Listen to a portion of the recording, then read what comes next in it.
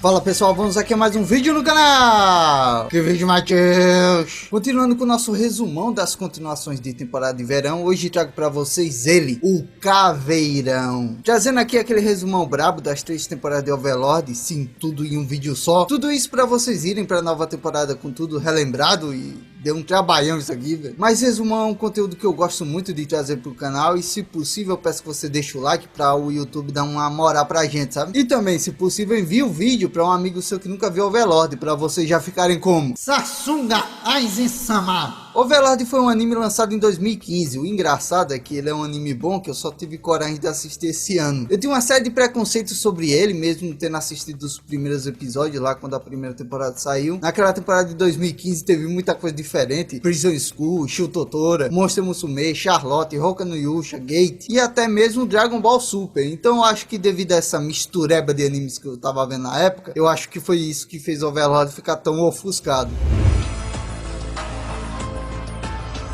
Iniciamos Overlord com a apresentação do Yggdrasil, um jogo imersivo de múltiplos jogadores de interpretação. Tipo um salto, tá ligado? Aqui acompanhamos o nosso protagonista Momonga dentro da grande tumba de Nazarick, criada por ele e seus amigos, a guilda Aizurugun. Infelizmente, dentre todos da sua guilda, Momonga é o único que ainda loga no jogo. Todos os membros da guilda continuaram a sua vida comum, inclusive essa era uma das regras para se entrar na guilda, ter uma vida social ativa. É bem comum o pessoal abandonar o jogo depois de um tempo, né? As pessoas mudam e os jogos ficam ultrapassados, mas o nosso menino Momonga é aquele típico jogador guerreiro, aquele que não larga Ragnarok Online até hoje. E por isso, mesmo com todos os seus colegas tendo abandonado o Nazarick, ele continuou ali até aquele dia, o dia que os servidores do Yggdrasil seriam desligados à meia-noite. Ele estava ali no salão do trono da guilda com os NPCs. Todos os NPCs que guardam a tumba foram criados pelos próprios membros da guilda, e já que o jogo está para ser finalizado, o protagonista se dá a liberdade de olhar as configurações da guardiã mais poderosa, Albedo. Ela é a líder dos NPCs mais fortes, os chamados guardiões dos andares, e quando Momonga dá uma rápida olhada na última linha de código da Albedo, por fora transborda uma beleza pura e quase divina, mas por dentro uma safada da... Acho que meu amigo Tabulação me perdoaria por fazer umas pequenas alterações no código da Albedo. Mesmo após bater meia-noite, nosso protagonista continua logado na tumba de Nazarick. Na verdade, ele está até ainda mais dentro dela agora, pois os próprios NPCs estão conversando e reagindo como se fossem pessoas reais, e agora o protagonista virou o próprio Momonga em carne e osso, ou só osso mesmo. Agora tanto ele, os NPCs e a tumba de Nazarick foram movidos para um novo mundo, praticamente geral foi para um Isekai. A fim de testar seus poderes nesse novo mundo, Momonga e Albedo vão até um vilarejo que estava sendo atacado por um grupo de soldados. E é aqui que vemos pela primeira vez a apelação sem limites do nosso protagonista. O cara mata dando choquinho com o dedo, dá solém irmãos nos cadáveres na maior facilidade, dá um item mega foda pra uma garota como se fosse qualquer coisa, ou seja, o cara é foda, né? E após massacrar a maioria dos invasores do vilarejo, o protagonista deixa alguns vivos para eles retornarem para o seu reino e espalharem a boa nova. Digam que o pica é quem manda agora nessa porra.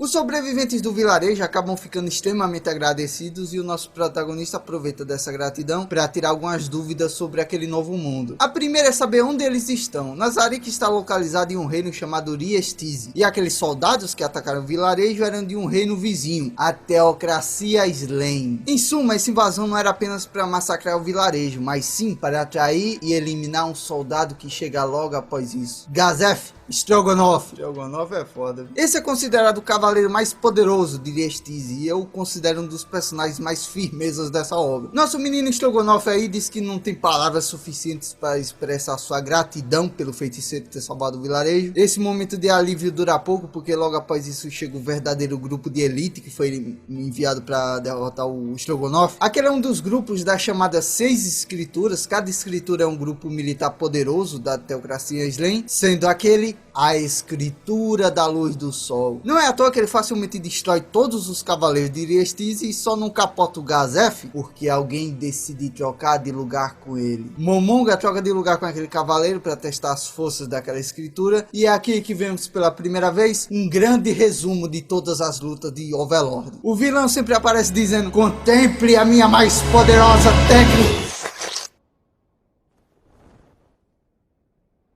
10 lutas dos animes. Nosso protagonista então volta para Nazarick e faz uma reunião com todos os seus subordinados para fazer um grande anúncio. Aqui vemos os guardiões dos andares de Nazarick, Charutia, a verdadeira vampira, Kokyutsu, o senhor dos vermes, Aura e Mari, os elfos negros, Demiurgo, o arquidemônio, e tirando os outros dois guardiões que não chegam a aparecer na primeira temporada. Por fim temos a Sucubus, Albedo. Ali o protagonista toma uma grande decisão. Como aquele mundo ali tem algumas características parecidas com o Yggdrasil, talvez algum dos seus amigos possa ter sido levado para aquele mundo, né? E por isso ele pensa na melhor maneira de chamar a atenção deles. A partir de agora o protagonista não responderá mais pelo nome de Momonga. Agora o nome que ecoará por todos os cantos daquele mundo será Aizurungon.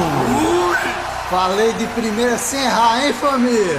Como aquele mundo ainda é muito novo, sempre é bom ser um pouco precavido e tentar não chamar muita atenção no início. Por causa disso, Ai, juntamente com uma das maids de Nazarick, Narberaru, assume as identidades secretas de Momon e Nabe, dois aventureiros novatos. O plano do protagonista é entrar para a guilda de aventureiros e, em paralelo com a ascensão de Nazarick naquele mundo, ele também deseja ascender como essa figura de aventureiro chamado Momon. Afinal de contas, se tornar um aventureiro de classe alta fará ele ganhar privilégios que ele não conseguiria normalmente com a sua cara de esqueleto. E aqui vai uma parada que eu não esperava no anime, que Overlord ia tentar explorar outros personagens fora do elenco principal. Pra mim foi uma surpresa o Ais ter virado aventureiro com essa maid aleatória aí, em vez da Albedo, por exemplo. Tanto pelo começo do anime quanto pelos posters, a pessoa já vai ver o anime esperando que a Albedo vai ser um dos focos principais, mas não. A Albedo é muito pouco ativa na trama e mesmo assim é a personagem mais popular da obra, praticamente a garota propaganda do anime. É até louco pensar que na versão original da história, na web novel, né, a Albedo nem existe. Ela só foi existir a partir da light novel, pra vocês terem noção. E eu fico me perguntando o que levou o autor a criar a Albedo. Putaria, na verdade. Já de início, o Momo e a Nabe se juntam a um grupo de aventureiros chamados Espadas da Escuridão. Eu com 11 anos dando nome pra meu clã no Ragnarok Alive. Eles acabam sendo contratados para escoltar um garoto chamado Firia enquanto ele colhe ervas raras em uma floresta que, veja só, fica próximo ao vilarejo Carne, que é o mesmo vilarejo que o protagonista salvou no começo do anime. E durante essa viagem os protagonistas vão aprendendo mais sobre aquele mundo com as espadas da escuridão, como por exemplo a lore por trás do nome do grupo deles. As espadas da escuridão era o nome das 4 espadas de um dos heróis lendários daquele mundo, o famoso Cavaleiro Negro. Eu com 11 anos criando meu nick no Ragnarok Alive. E o Momo, vendo toda aquela energia de aventureiro do grupo, né, já começa a lembrar dos tempos que ele e seus amigos fundaram Nazarick. Isso é algo bem recorrente no anime todo, o coitado fica toda hora lembrando dos tempos que ele jogava com os amigos. E tipo, um dos caras do grupo, Ninja, até tenta confortar essa falta que o Momo sente dos seus companheiros, dizendo tipo, você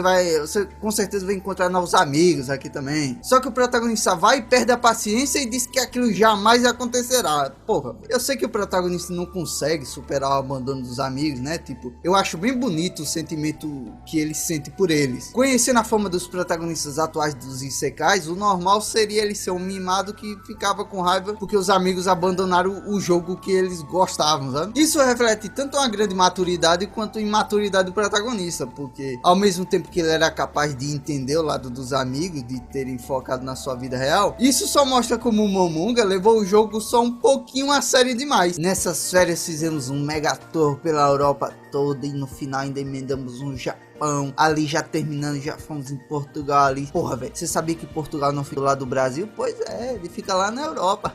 E as suas férias, Momonga, como foi? Andou bastante? Sim, andei bastante. Durante esse retorno ao vilarejo Carne, acontecem duas principais coisas. A primeira é que aquela garotinha chamada Annie, que o Ais deu aquele item foda, acabou ativando ele e invocou um pequeno grupo de goblins leais a ela. Inclusive, por coincidência, a Annie e o Firia são amigos de infância e que, por outra grande coincidência, acabaram se tornando grandes curiosidades do menino Ais. Já que o rei de Nazarick notou que a garota tem um potencial escondido e o Nifia é um garoto que nasceu com um talento especial de usar qualquer item. Talento é algo que já nasce com a pessoa, é praticamente as Genkai do Naruto lá. E como isso era algo que não existia no Yggdrasil, o protagonista tem interesse de estudar o potencial dessas habilidades aí. O segundo ponto dessa viagem é quando o protagonista enfrenta um monstro chamado o Rei da Floresta. Ele é um hamster gigante que aparenta ser roubado pra caralho, claro, pra os padrões daquele mundo, né? Pois quando o monstro mais temido daquela floresta decide atacar o protagonista, sinta a fúria do terror dessa floresta.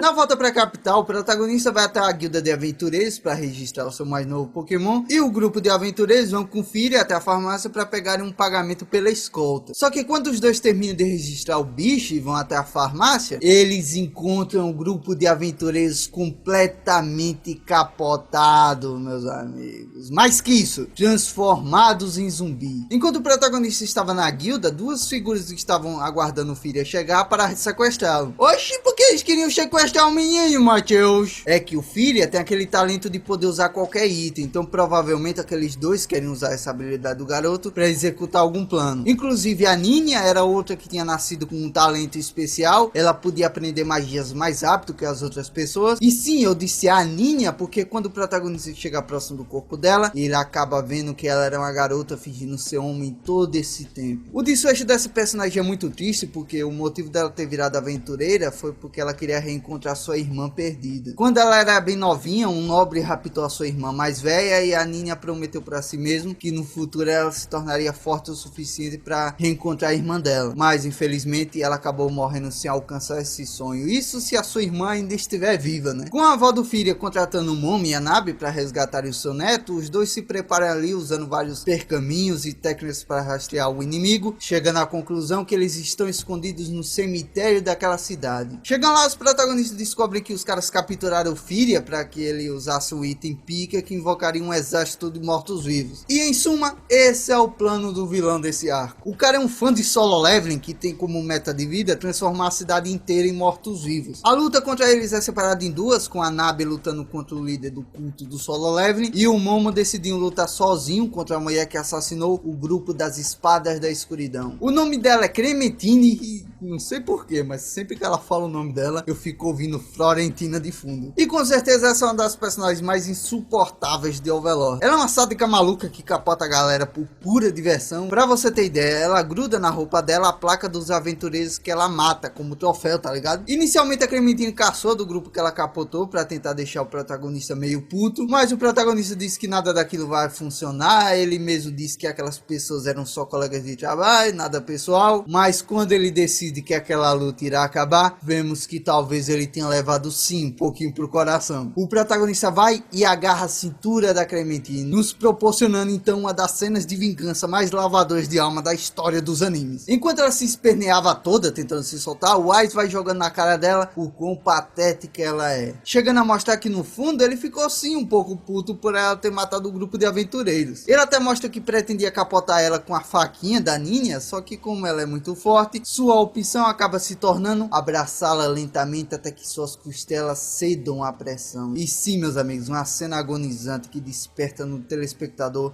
um sentimento de tristeza. Tendo vingado seus colegas, salvado Firia e evitado a cidade de virar um covil de mortos-vivos, os nossos protagonistas são promovidos para a classe Mithril, uma das classes mais altas da guilda de aventureiros. Só que quando o protagonista vai entrar em contato com Albedo para saber como as coisas estão em Nazarick, ele acaba escutando algo inesperado. Acontece que Albedo diz que a Xiaotia traiu Nazarick. O final da primeira temporada de Overlord vem com uma grande surpresa. Claro, se a abertura não tivesse dado spoiler dessa luta desde o início, seria sim uma grande surpresa. Essa primeira abertura de Overlord é muito boa, mas em nível de spoiler, meu Deus do céu, a abertura dá spoiler até da segunda temporada, pra vocês terem noção. Mas a questão é que a Xiaotia acaba se envolvendo numa treta cabulosa. Ela estava caçando usuários de artes marciais para levar para Nazarick como cobaias de teste. A galera de Nazarick não sabe usar esse tipo de poder, ele é exclusivo das pessoas daquele novo mundo. Só que no meio da caça dela, ela acaba cruzando com um grupo inesperado, as Escrituras Negras. Sim, uma das 6 escrituras da Teocracia Slane, que nem aquela que o protagonista obliterou no começo da temporada. Só que essa aqui é a mais poderosa da Teocracia, tanto que eles vão e usam um item ultra mega poderoso na Xiaotia, que só não controla a mente dela completamente porque ela consegue machucar o usuário do item antes dele finalizar a conjuração. Por causa disso, a Xiaotia é deixada sozinha sozinha naquele lugar, já que praticamente eles bugaram ela. Como o controle de mente foi cancelado no meio, ela virou praticamente um bot que fica ali parado no nada e só se move quando é atacada por algo. Por ter sido bugada por um item tão poderoso, a única solução viável que o Wise encontra para consertar Xiao-Tia é indo com muita calma para fazer ali um reparo profundo, obliterando ela. A conclusão é capotar Xiao-Tia e depois revivê-la, praticamente desinstalar e reinstalar um programa que tá com defeito para ver se ele volta ao normal. O Wise vai sozinha até Xiao-Tia e aqui temos uma parada raríssima em animes, que é o design da armadura da Xiao-Tia. Tipo, no começo do anime, quando mostrou a armadura da Albedo, já foi uma grande surpresa, porque, pô, quando na história dos animes você viu uma armadura de uma Succubus que não era um biquíni ultra curto. E se a armadura da Albedo já era bem robusta, imagina a da Xiao-Tia, que é praticamente uma geladeira. E além disso, o Aiz vai lutar sem usar aquela roupa imponente dele. Ele vai vestir um sobretudo velho sem os seus itens foda. Que estranho, Aiz-sama não está usando seus itens. Sassunga Aiz-sama. Naruhodo, Albedo, você também notou? Não. Demilgo, você notou qual é o plano do Aiz? Coquinhos, você reparou que está nas mãos do Aiz-sama?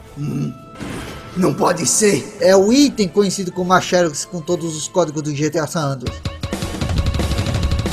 Fudeu!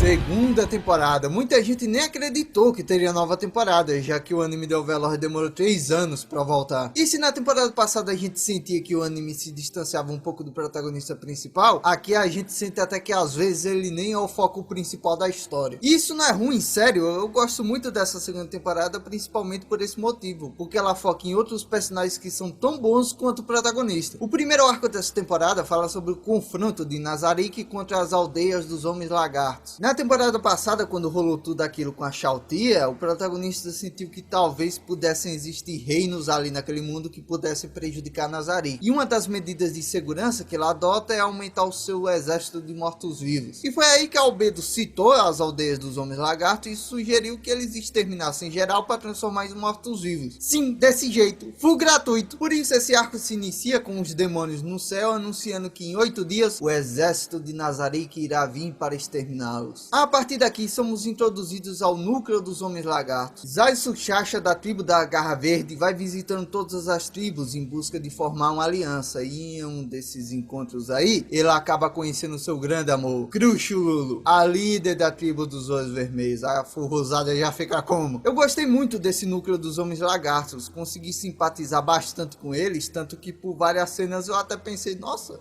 o protagonista é bem arrombado, hein? Quando chega o dia da guerra, Aiz ordena que Coquiltos fosse o grande estrategista dessa missão, ou seja, que ele ficasse de fora do campo de batalha. E para nossa surpresa, o exército dos lagartos consegue resistir a essa primeira investida de Nazarick. Nisso os Homens Lagartos ficam assim, e Nazarick vem visitar eles assim.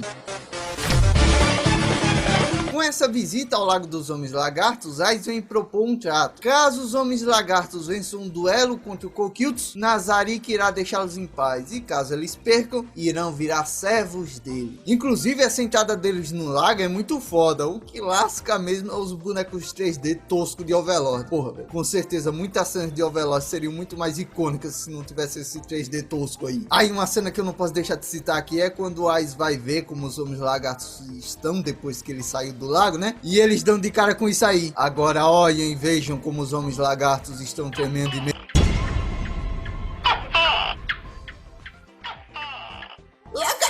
No fim, Coquiltos mata todos os guerreiros mais fortes dos Homens Lagarto e o Aiz revive eles a pedido do próprio guardião. Ele explica ao seu soberano que com o treino e com a determinação dos Homens Lagartos, eles poderiam ser muito mais úteis para Nazarick vivos do que como mortos-vivos. O segundo arco da segunda temporada de Overlord é o que eu mais gosto, pois temos como protagonista um dos meus personagens favoritos do anime, Sebastian.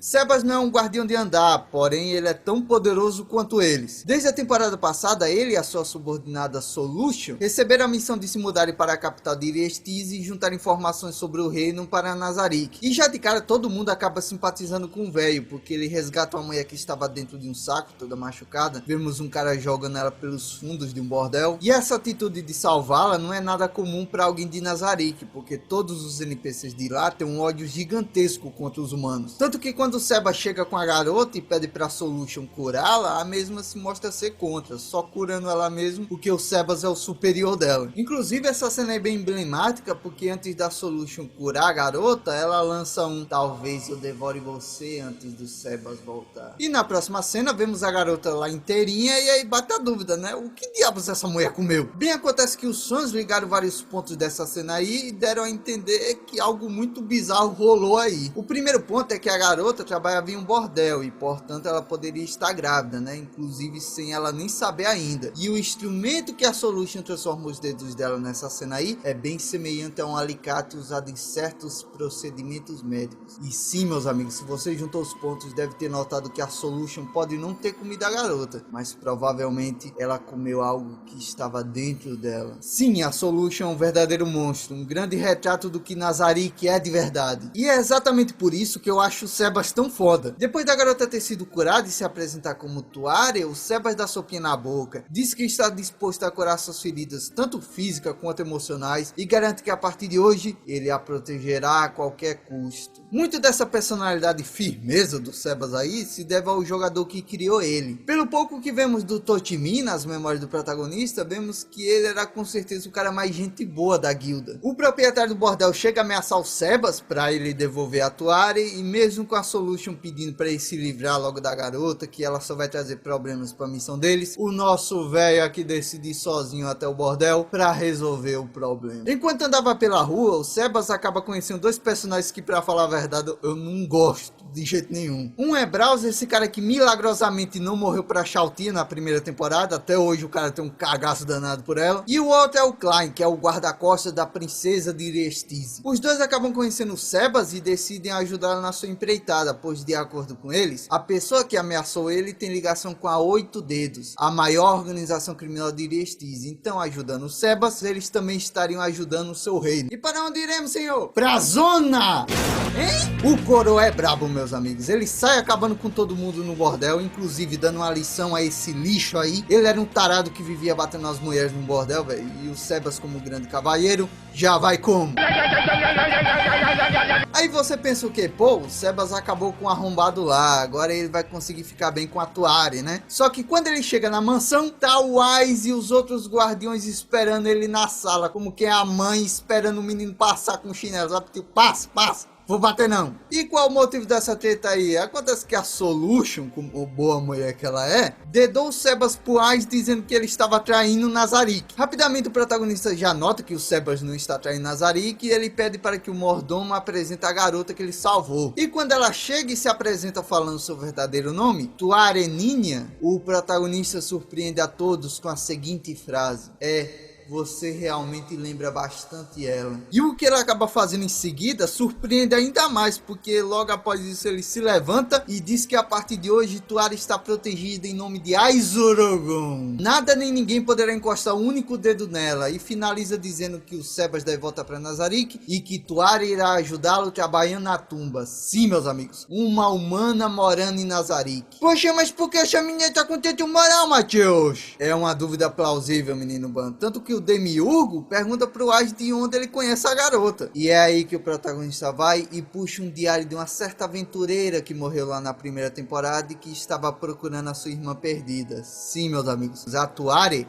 é a irmã perdida que a Ninha estava procurando. Essa é uma daquelas revelações que aquece um coração, sabe? Acho que todo mundo ficou feliz pra caralho quando descobriu isso. Tanto pela Tuare finalmente poder viver em paz, quanto pelo último desejo da Ninha ter sido realizado. Muito bom, né, pessoal? Só que o que acontece mais tarde, a Oito Dedos fica puta com o que o Sebas fez no bordel deles e sequestra a Tuare. Top 10 maneiras de se fuder. Agora o negócio foi bem pessoal pra Nazarick. Por isso, o Sebas não só vai até o local onde sequestrar a Tuare, como também o Ais ordena que Nazarick mova seus guardiões e acabem com a Oito Dedos naquela noite. Inclusive tem uma cena muito engraçada, que é quando o Sebas vai encontrar os caras mais fortes da Oito Dedos. Todo mundo tem um design único, parece que são personagens que serão muito influentes, sabe? Só que quando esse maluco aí diz o nome dele, eu sou o Rei Morto-Vivo.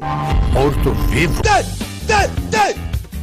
Top 10 speedruns de Akame ga Kill. Eu nem preciso dizer que a 8 Dedos também teve um final trágico, né? Na verdade, eles nem final tiveram. Todos os membros foram torturados na tumba e a organização continuou sendo ativa, só que servindo como informantes secretos de Nazarick. Uma parte que eu acho ruim dessa temporada é o final dela. O Demiurgo cria um plano de se passar por um demônio do mal que ataca o reino, e o protagonista luta contra ele, disfarçado de aventureiro Momon, para aumentar ainda mais a moral dele ali no reino. Inclusive, assim como na primeira temporada, a abertura da segunda também spoilou a batalha final do anime. Mas que tipo de abertura de Naruto é essa? Essa parte é bem chata no anime, porque ao contrário da primeira temporada, onde a Chaotia realmente estava lutando a sério contra o protagonista, aqui na segunda temporada é tudo um teatrinho, sabe? É engraçado? Um pouco, não vou negar, mas essas fanfics de Nazarick é uma das partes mais chatas de Overlord. Inclusive, é aqui que mora um grande problema que ainda não está prejudicando a história, mas que futuramente pode se tornar o grande cavalo de Troia de Overlord: a onipotência do protagonista. Nenhum dos personagens do Novo Mundo consegue bater de frente com o protagonista, já não bate de frente com os guardiões, né?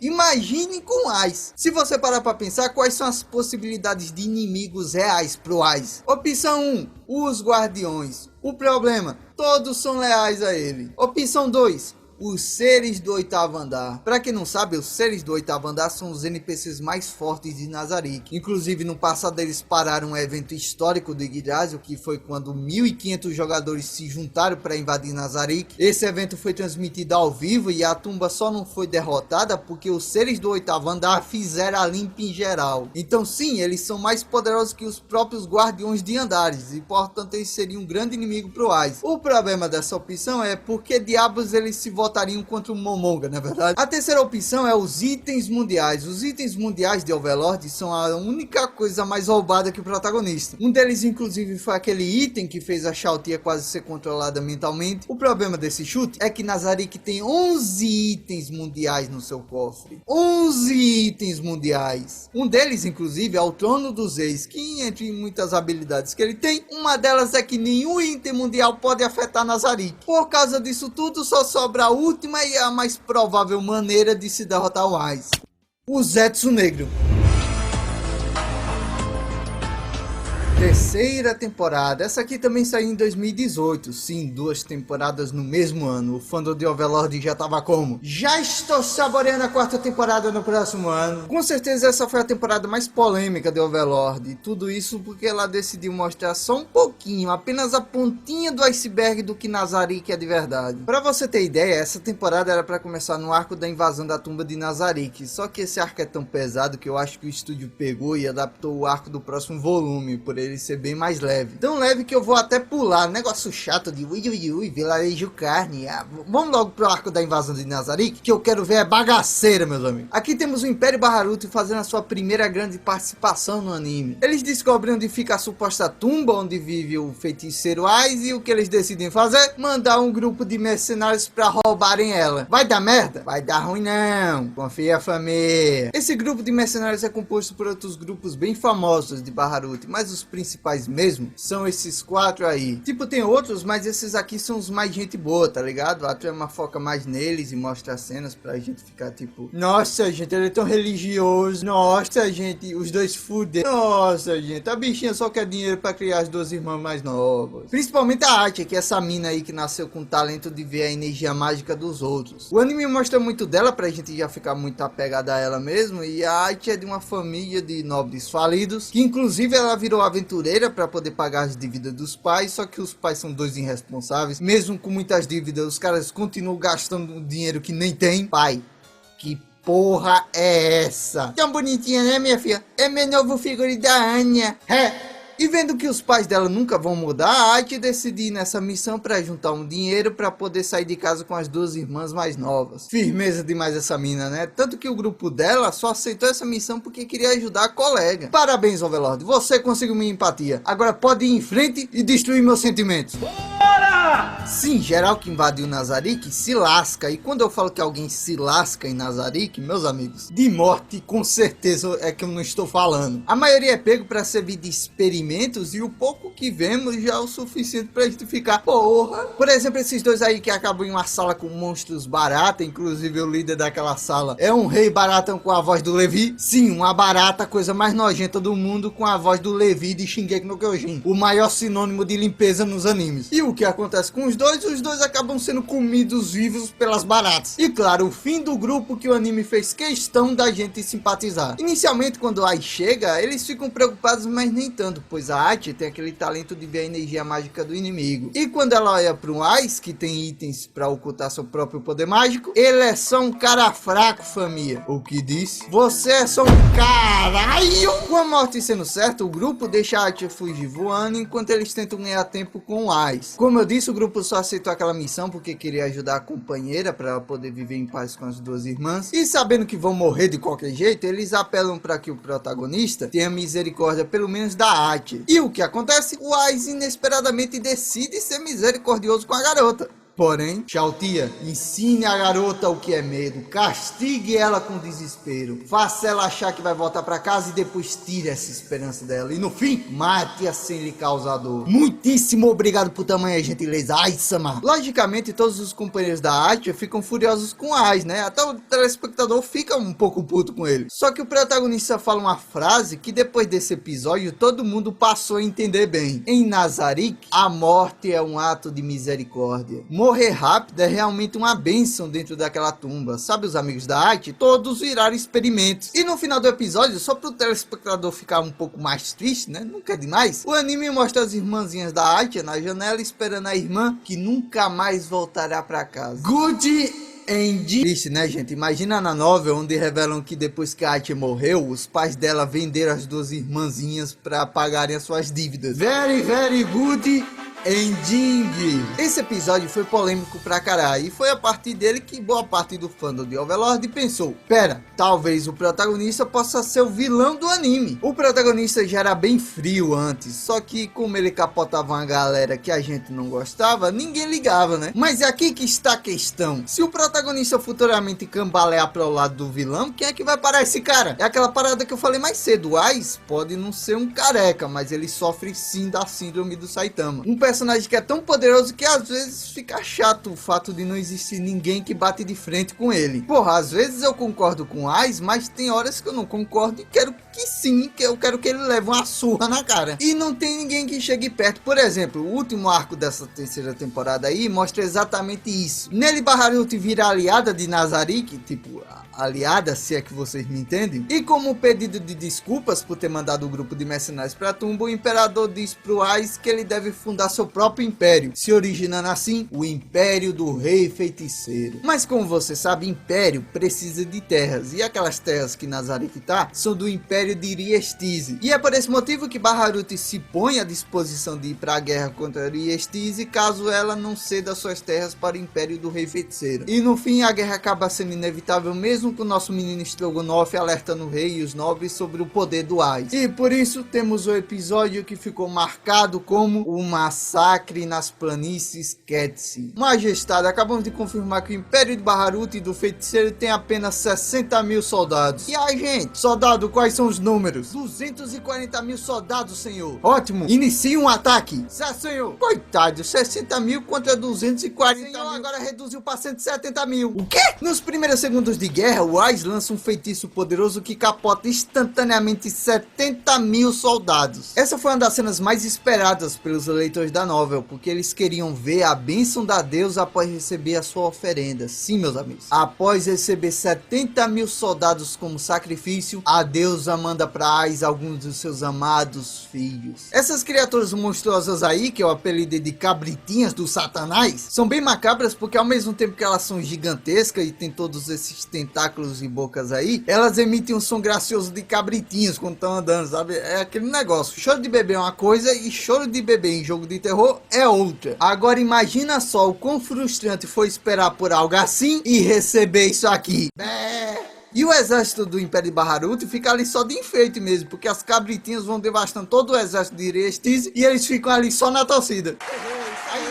Antes eles do que nós.